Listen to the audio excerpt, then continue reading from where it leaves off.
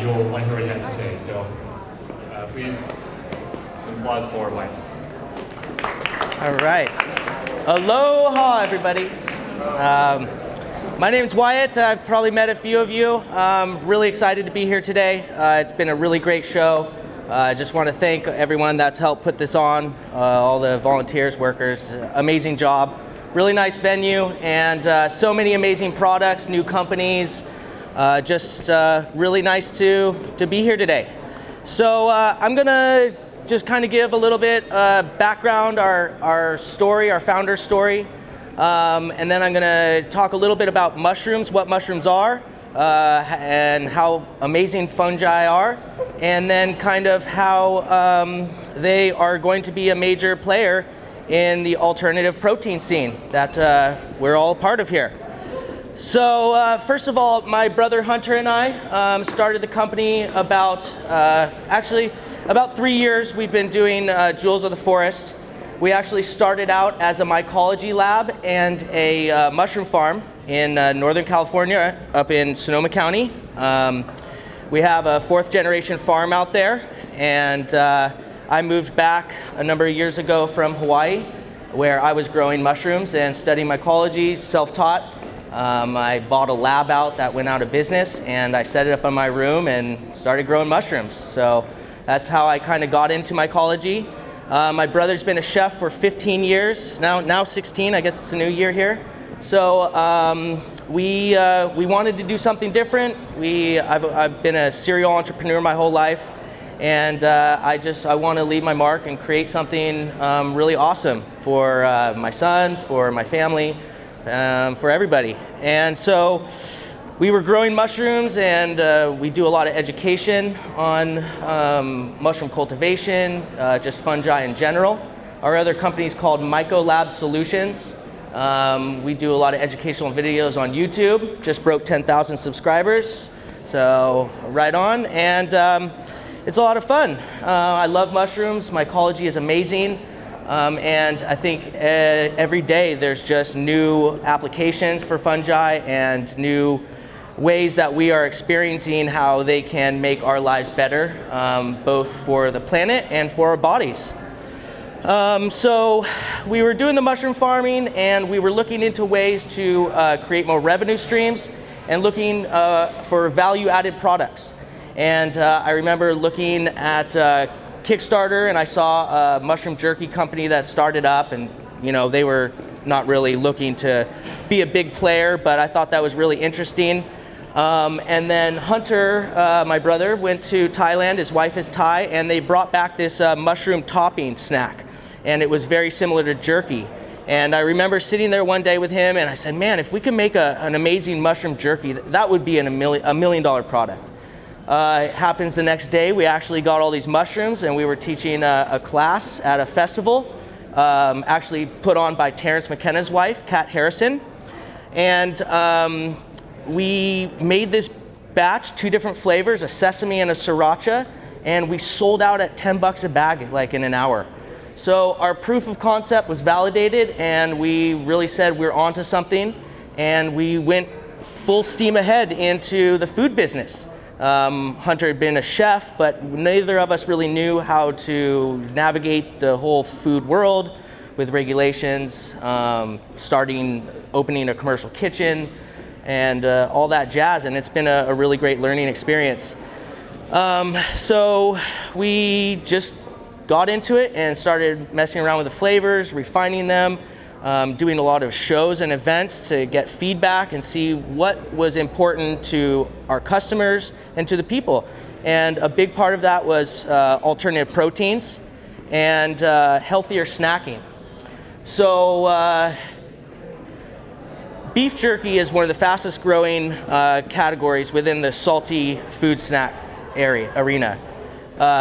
Plant-based jerkies are growing 7 times that in that category.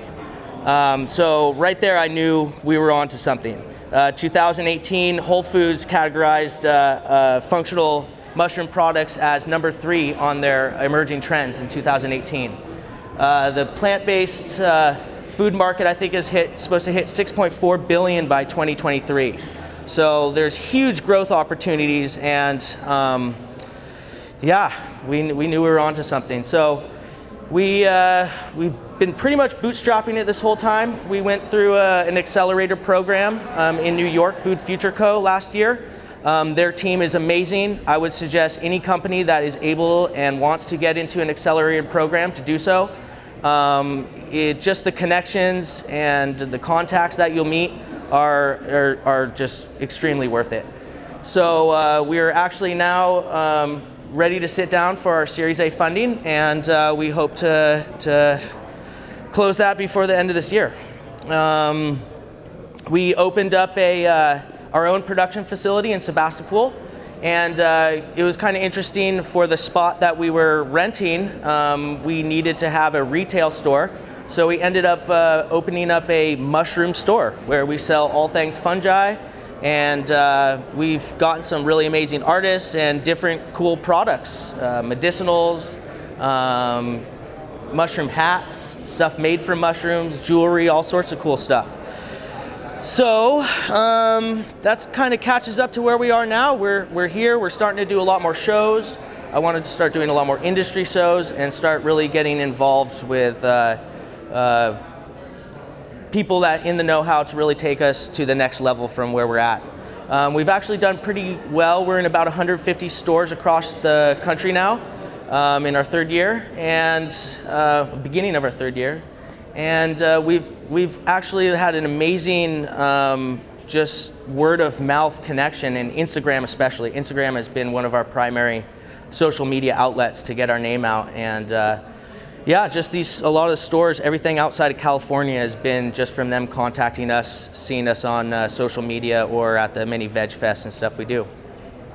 So why are mushrooms so cool? Mushrooms and mycelium.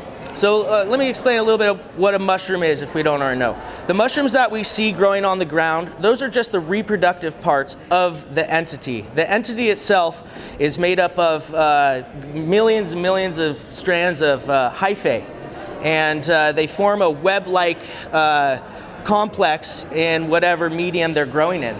Actually, 1 cubic centimeter of soil contains up to 8 miles of mycelium. One of the biggest living entities on the world is a huge mushroom patch, honey mushroom patch up in Oregon. So they've been developing with plants in a symbiotic relationship for a long, long time. And they provide a lot of medicinal benefits that we're just now finding out. It's not the actual plant that has the medicinal benefits that we take. It's this mycelium that's inside the plants, that's living with it inside it, endophytic. So I think that's pretty amazing. We're doing some really cool projects with mycoremediation to integrating fungi into a permaculture landscape and mindset to heal the earth, to help clean up toxic waste, to break down complex hydrocarbons, and mushrooms can do all of these. So mushrooms are a very sustainable crop. To grow 1 pound of mushrooms, it only takes 1.8 gallons of water, 1 kilowatt of electricity, and it only produces about 0.7 pounds of CO2. On 1 acre of land, you can produce up to 1 million pounds of mushrooms annually. And that's a white button mushroom. There's a lot of different mushrooms, but the most common are white button, shiitake, and oyster, I would say. But a lot of really new gourmet mushrooms are coming out. So don't be afraid to try new mushrooms. They all have different flavors. They all have different textures. And it's fun to experiment with other kind of mushrooms too. So let's see.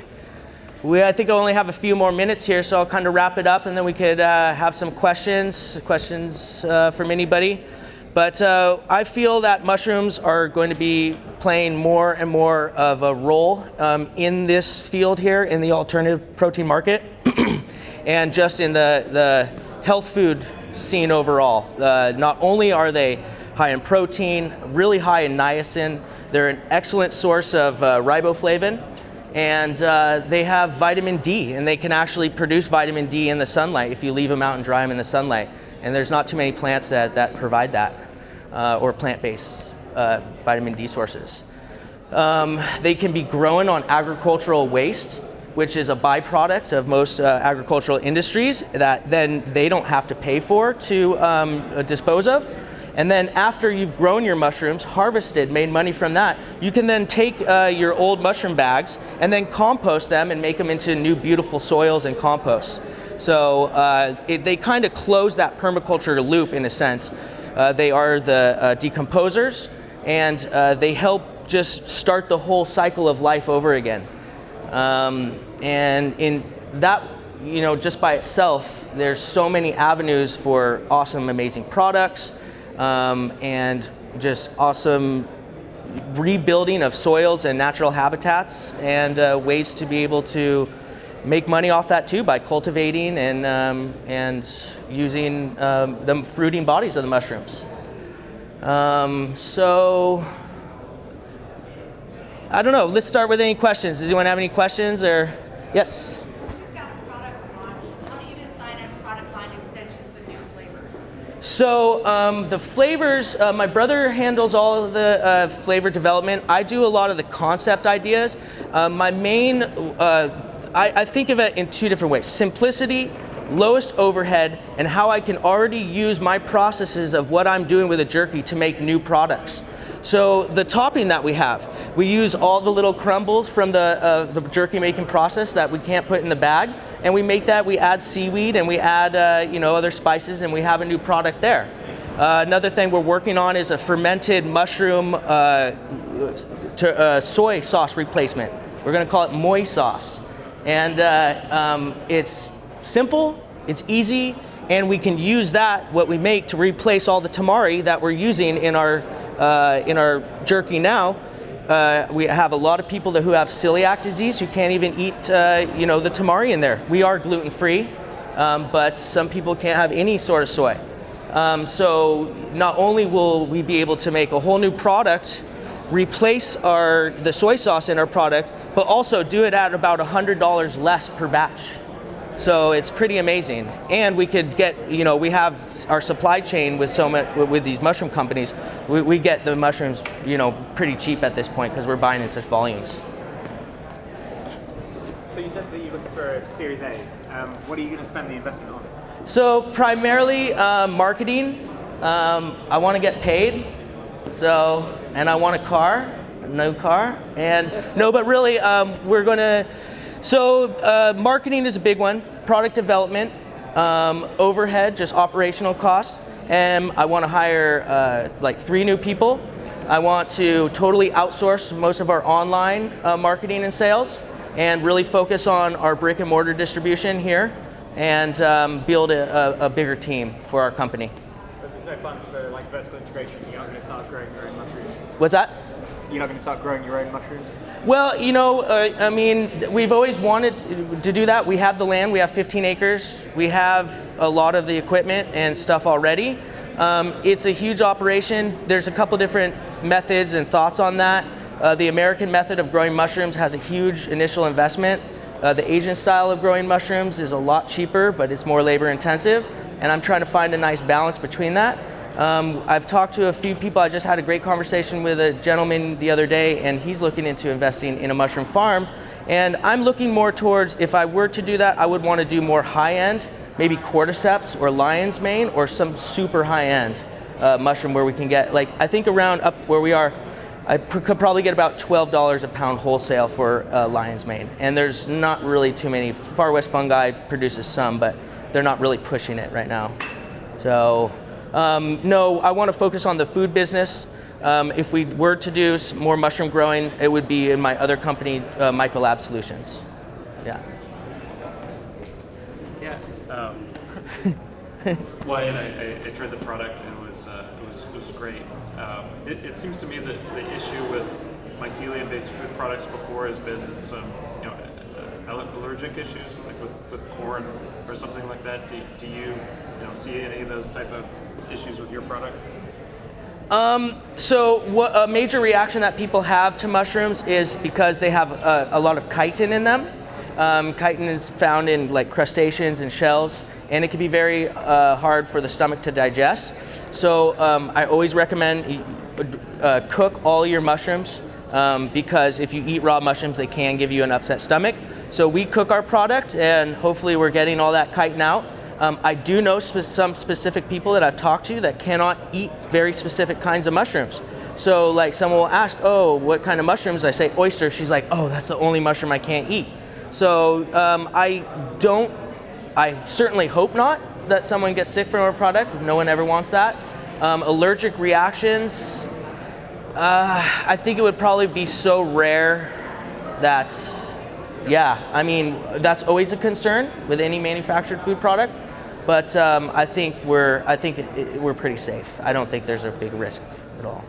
Anyone else? How do you grow mushrooms on 15 acres? Well, in containers. I've got 2 containers, so we grow in there. But it depends on what kind of mushrooms we're growing. If we were going to do oysters are the easiest mushroom to grow, one of the easiest, and you can grow them on straw. So I'm actually doing a class on this 26th. I basically just boil a bunch of straw. I have all the mycelium that's been growing on a grain. It's called a grain spawn. And we just, lay out the straw after it cools down, and everyone mix up the spawn. They stuff it in a bag, poke some holes in, wait about 2 weeks, 10 days to 2 weeks, and your bag will become completely white with mycelium. And then you want to induce fruiting by exposing it to more oxygen, lower CO2 levels, light, and temperature change. And pretty soon you'll get big mushrooms growing out of the little holes on the side of your bag. And You want light, you said? yes, you do. I guess there's a few species that don't really require light. Most mushrooms don't need the light to actually grow because they don't have chlorophyll. But what they do use the light for is to a point of reference to grow towards. If you had some mushrooms completely in the dark, they'll be all just really gnarly.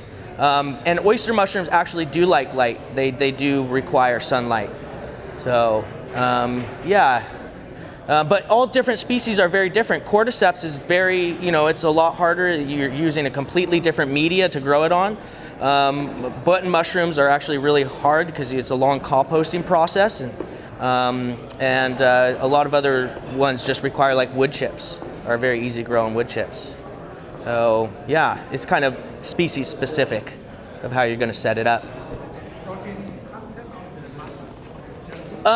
So they say it depends like what species you're looking at, but generally on the National Mushroom Council, they say 1/2 cup of mushrooms equals about 1 gram of protein. So on the back of our labels right now, I think we actually used the button mushroom when we calculated our recipe on that one back there. That might have been an old one, but we have about 6. On that it says 6 grams per package, so 3 grams per serving. Actually, it's 2.5, so like 4 grams, 5 grams per the whole bag. But certain mushrooms have a little bit higher protein, and some a little less. But it's not like out of the park, comparative to meat. But it's a pretty full protein complex. And if you combine it with broccoli, mushrooms with broccoli or some other vegetables, you will get that full protein array in there, amino acids, everything, a full complete package. So not mushrooms on their own can satisfy everything. What are the amino acids that mushrooms are missing? The amino acids? Gosh, I don't know. I don't want to say. I can't remember. But are they missing some amino acids that we need to combine it with broccoli in order to make Yes, they are missing some. I don't know which ones, so I can't remember. I do have a little paper I could show you later. Speaking of new products, do you have any plans to move towards like the functional foods, higher end mushrooms, or not so much? Yes, but I really want to stay simple and cheap and lowest overhead. So I mean, in producing them, I can see yes. In purchasing them to make a product, it would depend on how I wanted it to get and what the price point I could make to make it be profitable. I mean, I can't make if I used like my Takis or something to make our jerky would be like $15+ a pouch, and it's just oyster mushrooms were the perfect kind of candidate because they really take on their whatever flavor profile you introduce to them. They're cheap, they're easy to grow, and they're grown all over the world. Yeah. But yes, I would definitely do, we do like specialty stuff, but we usually just sell that kind of locally and not really any like national distribution or anything. But you know, if it turned out that it was a good idea and then the numbers worked out, I would be totally happy to explore it. Yeah, lion's mane's amazing. Yeah, I wish we've got some pretty interesting new products in the works, infusing mycelium, snack bars, and medicinal aspects. So that's kind of where we're looking at. I really want to introduce like a healthier and more medicinal aspect to snacking, and you can do that with mycelium. And there's enough research and studies and peer-reviewed papers out there on the medicinal benefits of reishi. I'm sure we all know reishi. We have companies like Four Sigmatic, all these kombucha companies that are coming out that are really paving the way for new fungal products. So yeah. Anything else? Anyone? Other questions? I was wondering why some mushrooms grow poisonous, and what is that just their nature, or? Yeah, I mean, obviously it's a evolutionary, tactic to either preserve themselves, stop animals from eating them, so then they could then disperse their spores. I don't know. I don't really know why they've developed so many poison or aspects. They do secrete and develop many different enzymes. Mushrooms are more like humans. They breathe oxygen and let out CO2. And they're like our stomachs. We secrete enzymes in our stomach and digest. Their stomachs outside of themselves. So they excrete enzymes and digest what's around them and then absorb those nutrients to grow. So I don't know. I mean, chemistry, life. I don't know. Anything else? Anyone? All right. Well, thank you all for being here.